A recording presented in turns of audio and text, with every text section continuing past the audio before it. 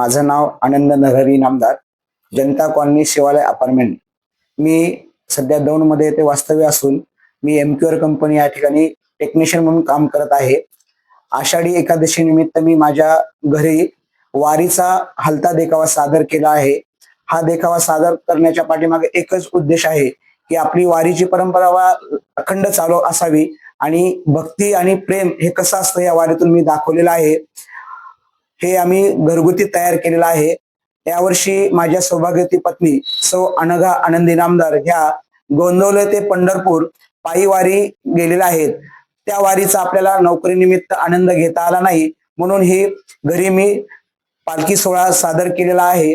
यामध्ये माझ्या सर्व कुटुंबाचा सहभाग आहे आणि भक्ती कशी असावी तसेच विठ्ठलापाशी कुठल्याही आपल्याला पुराव्याची गरज नसते।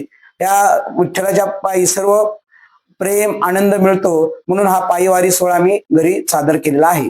नमस्कार, माझं नाव आरोही आनंदी नामदार। मी इयत्ता 7वीत शिकत आहे। मी आषाढी एकादशी निमित्त रांगोळी काढलेली आहे विठ्ठलाची। माझी आई घरी नव्हती।